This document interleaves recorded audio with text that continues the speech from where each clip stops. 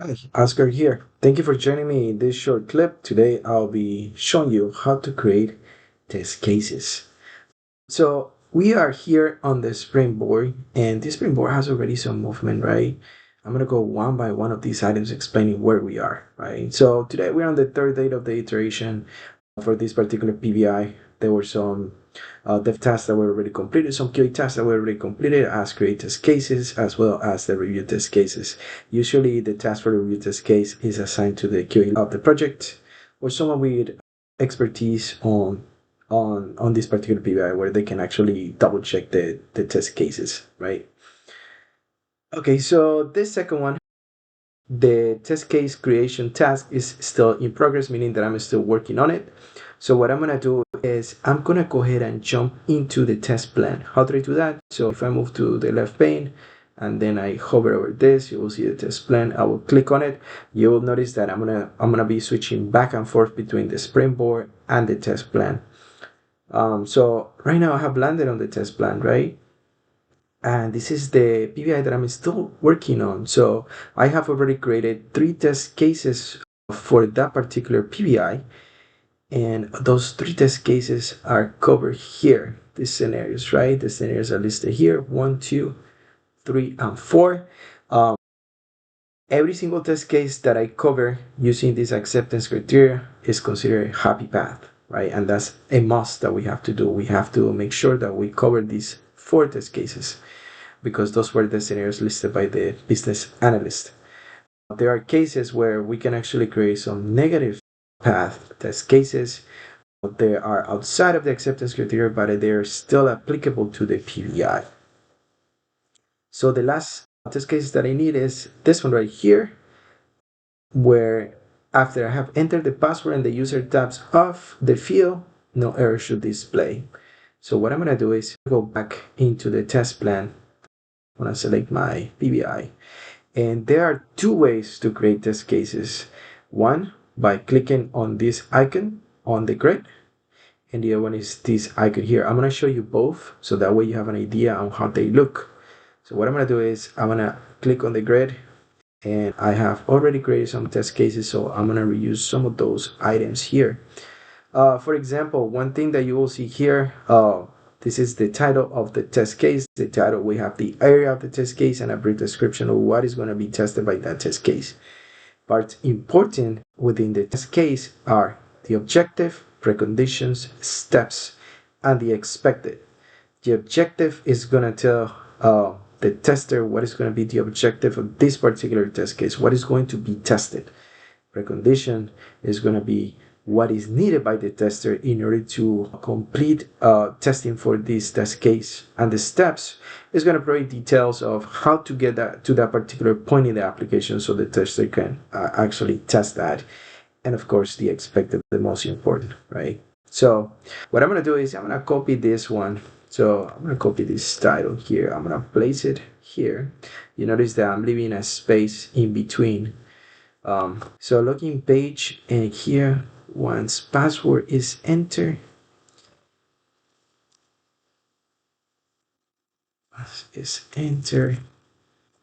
user taps off, no error, it's displayed.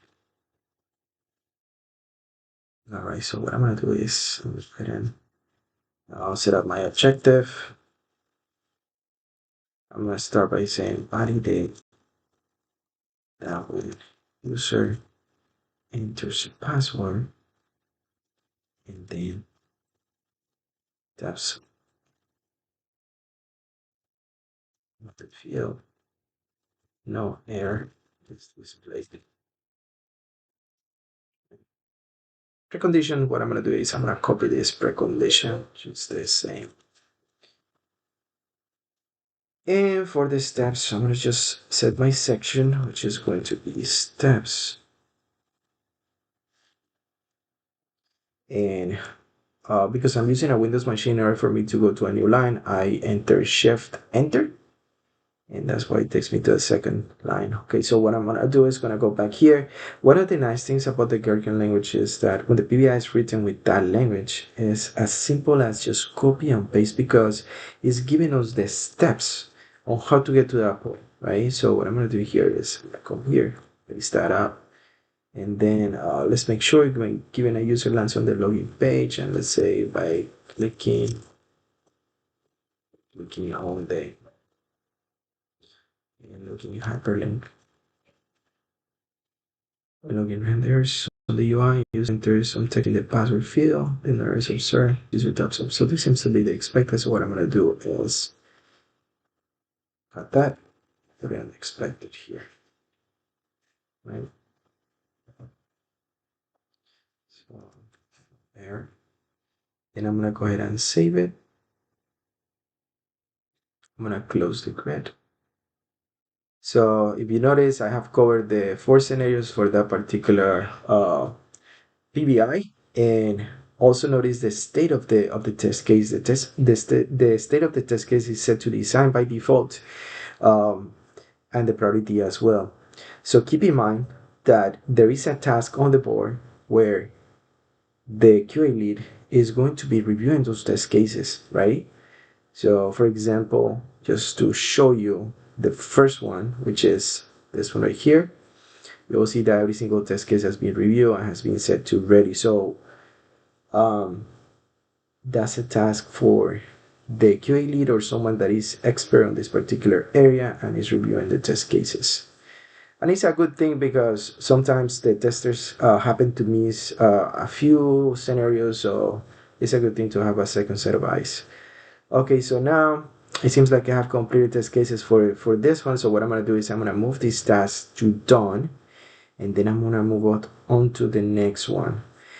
Another thing to consider here is you can start creating test cases as soon as you have some time, right? The PI doesn't need to be done, or the dev tasks don't need to be done, right? Because this is a QA task. So for this one, this is your PBI. So what I'm gonna do is, because I'm gonna start working on, and I think this is a nice standard. Once you start working on a PBI, make sure that you move your task to in progress, meaning that that's the task that you're working on, right? For example, here I said that I have finished this task, same thing here, right? And I'm actually working on this, right? So what I'm gonna do is I'm gonna open up the PBI. I'm gonna go ahead and copy the ID of the PBI. I'm gonna close this, and then I'm gonna jump again into the test plan. So what I'm gonna do is I'm gonna go ahead and actually add the PBI into under this folder. So what I'm gonna do is I'm gonna click on the 3 dots, then new suite, and then requirement base suite. So this is a base query, right? So what is going to happen here is the first line I'm going to explain is the work item type. In this case, is the Microsoft requirement category. This is the same thing as saying is the user story. For the second clause, I'm just going to do IT, and I'm going to actually paste that number, right? Pasting the number of the PBI. So I'm going to go ahead and run the query, and then what I'm going to do is I'm going to create the suites, right? So what it's going to do is going to bring the PBI under the folder, and any test case that I create for this PBI is going to be automatically linked to the PBI, right? So what I'm going to do is I'm going to go ahead and click new test case. Notice that we have this and we also have the new test case. So I'm going to use the second way, right? So same thing. So the first part is the login page, because that's the area that I'm testing. And let's go ahead and take a look at this PBI. This PBI is talking about the login button. So the first scenario, given a user lands on the login page, and username and password name are entered, the login button becomes enabled. Okay, so login, see the login button becomes enabled. Username, are entered, right? And so the same thing here. What I'm gonna do is objective again. Username, enter, then button becomes enabled. A precondition,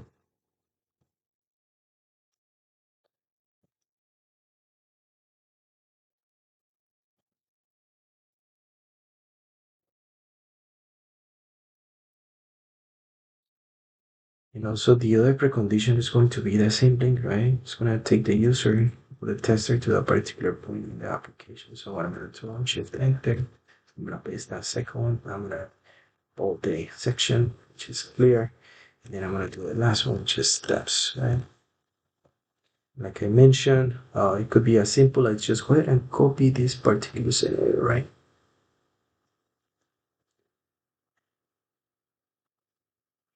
See this, and so this is gonna be expected. So what I'm gonna do is I'm gonna put it here under expected, right? Okay, so there you go.